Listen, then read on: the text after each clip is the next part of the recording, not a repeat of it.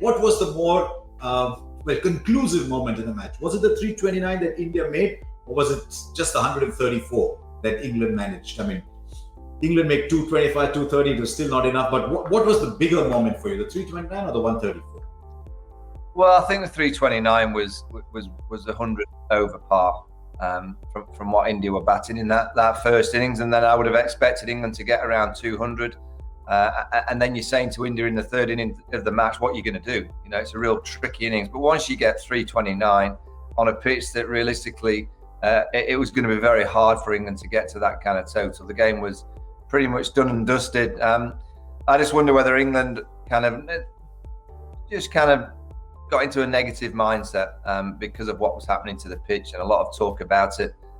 They've just been outskilled. I mean, Joe Root said it in his press conference afterwards, no excuses. India have been better in all aspects of the game. And I think you look at batting was better, bowling was better. In the field, they looked very together. And then you add into the equation Virat Kohli's captaincy being back to what we know Virat Kohli can produce in terms of the energy and the buzz. There was a lot more that we saw from India this week that we didn't see in that first Test match.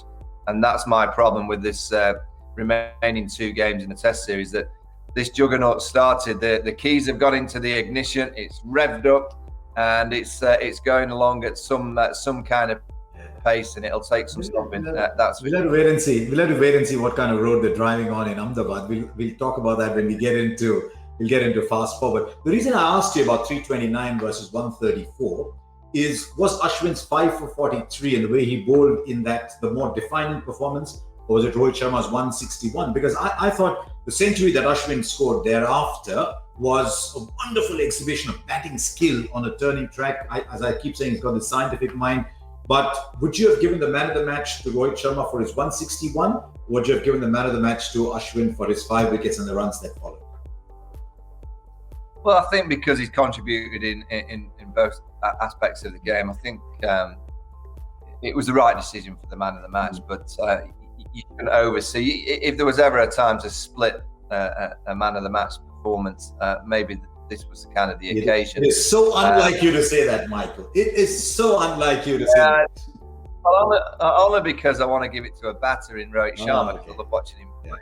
But there's a little bit of me thinking, wait a minute, our Ashwin's bowled great in both innings. He's got 100 in the second innings. You know, the way that he batted and the way that he took on the England spinners, it was a special innings. But I guess he deserves the MOM, but closely followed by Rohit Sharma's 160 odd was for me the standout of the whole game, because I do remember most parts of this game, because there's been something happening all the time. It's been a really good Test match to watch, but that batting on day one was pure. It's as pure as you can get in Test match.